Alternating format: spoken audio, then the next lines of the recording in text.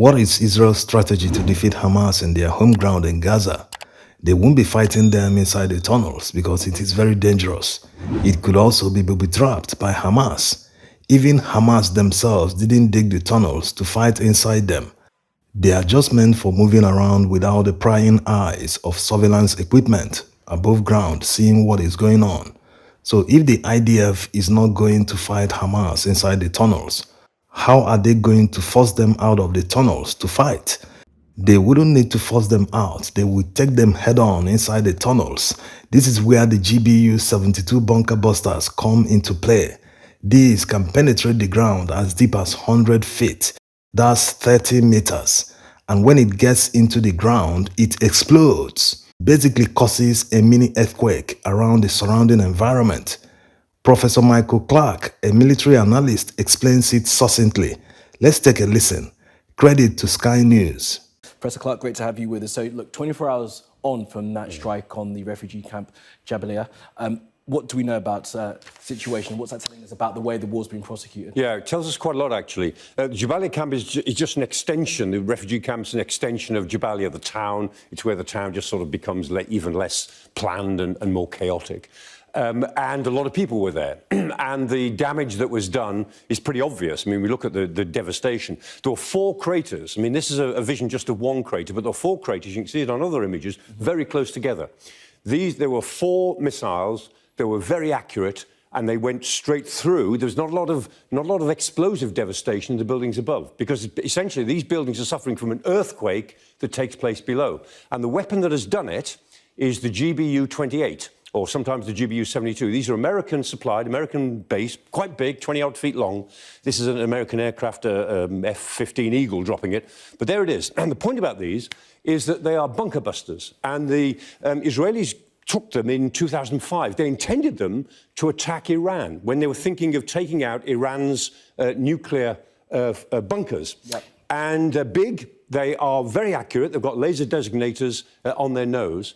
And the Israelis find that this is the best weapon they've got for taking out tunnels and bunkers underground. They've used them before in Gaza.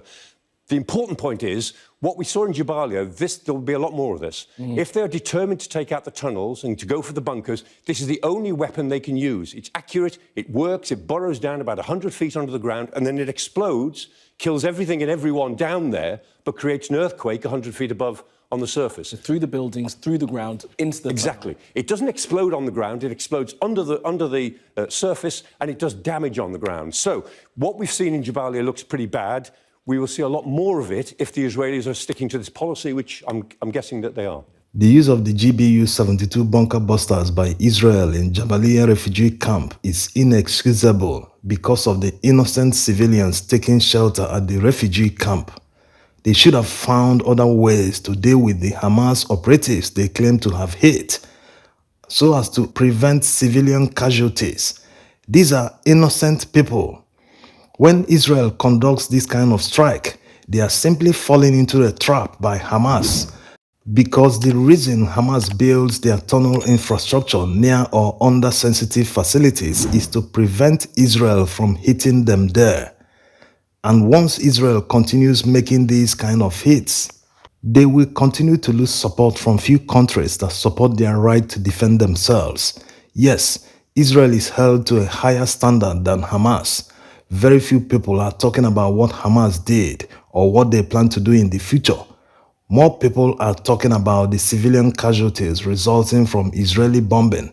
That's why many people, including the US President Joe Biden, are now pushing for a pause on humanitarian grounds and possible release of hostages held by Hamas. Some in the UN are already calling this a war crime. Israel must stop bombing civilian areas. Granted that they've been telling people to evacuate northern Gaza, and there is evidence that Hamas prevented a lot of people from evacuating. They really need to stop. This is typical Hamas playbook.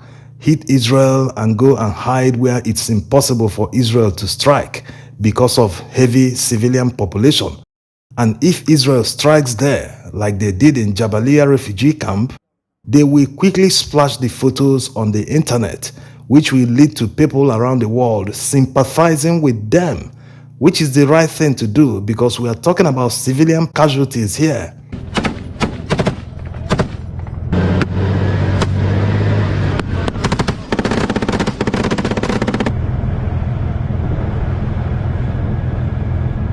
Another reality is that these people have nowhere else to go. They are supposed to evacuate to the south, but considering their population and the fact that the Rafah crossing at the border with Egypt is always closed, they are only allowing a few trucks to enter Gaza to deliver aid. Some foreign nationals and wounded people have also been allowed to enter Egypt. Why are the Egyptians not taking more people into their country till at least the Israeli invasion is over? They should allow them to shelter in their country for some time. Maybe it's because of their past experience with Palestinians living in Gaza, which forced them to shut the Rafah border crossing. The same experience forced Israel to enforce a blockade. The blockade didn't exist immediately they left Gaza. So Hamas is making life difficult for Palestinians living in Gaza. Their actions caused Egypt to shut their borders. It also forced Israel to enforce a blockade after willingly leaving the Gaza Strip. Israel also issued thousands of work visas to Palestinians living in Gaza to work in Israel. They were even trying to give more people visas to come and work in Israel before October 7th happened. All these workers will no longer be able to work in Israel. Their source of livelihood is gone. They can no longer be able to take care of their families. And Hamas is still threatening to repeat the atrocity of 7th October in Israel over and over again. Yes, that's what the head of Hamas political bureau said on LBC TV Lebanon. Credit to them and to Memory TV for the translation. إسرائيل دولة لا مقام لها على أرضنا. إحنا هذه الدولة لابد أن نزيلها لأنه بالفعل هي تعتبر كارثة أمنية وعسكرية وسياسية للأمة العربية والإسلامية، يجب أن تنتهي. لذلك احنا لا نخجل من نقول ذلك بكل قوة انه اسرائيل لازم نأدبها وحنأدبها مرة ثانية وثالثة، ومش هذا حتكون طوفان الأقصى أول مرة، لا حتكون ثانية وثالثة ورابعة لأنه احنا لدينا إصرار ولدينا قرار ولدينا إمكانيات أن نقاتل نعم. ونحارب، لكن كما قلت لك بدنا ندفع ثمن. نعم احنا مستعدين، معلش بدي أقول لك بشكل واضح، احنا اسمنا شعب الشهداء وبنفخر أن نقدم شهداء. احنا لا نريد أن نمس لا بالمدنيين ولا أن نلحق الأذى بهم، لكن أوقات لأنه في تعقيدات في الميدان صارت في منطقة موجودة وكان هناك في احتفال وكان في سكان وفي منطقة واسعة ليست سهلة على امتداد تقريبا 40 كيلومتر. يجب أن ننتهي. أن ينتهي وين؟ بقطاع غزة؟ ينتهي إلى لا بتكلم عنه كل الأراضي الفلسطينية. كل الأراضي الفلسطينية يعني زوال طبعا. إسرائيل؟ طبعا. وجود إسرائيل غير منطقي. وجود إسرائيل هو اللي بخلق كل هذه الآلام والعذابات والدموع والدماء. هي إسرائيل مش احنا ضحية الاحتلال، نقطة واخر السطر. لذلك ما حدا يلومنا، احنا شو اللي بنعمله في 7 أكتوبر، في 10 أكتوبر، في مليون أكتوبر، احنا اللي بنعمله مبرر. It is justified، مبررة. This statement by this Hamas official will obviously make things worse because Israel will use this as an excuse to continue their operations in Gaza. Heavy bombardments and all sorts of artillery will follow. Would you blame them? Hamas is their potent enemy. When he uses words like annihilation, that Israel shouldn't exist, one wouldn't blame the Israelis for taking their threats seriously. Only a tree will not run after hearing that they plan to cut it down. Hamas should be at the forefront and be calling for a ceasefire because their own people are bearing the brunt. But as usual, it is easy for many of them to be making explosive statements that only escalates the issue because they don't live in Gaza. It's easy to be making threats in faraway Qatar or Lebanon because they are not directly affected by the war in Gaza. Hamas and their supporters are not interested in the well-being of their people because if they were, this Hamas official shouldn't be saying that they are a nation of martyrs. If everyone is gone, who will claim the land from Israel?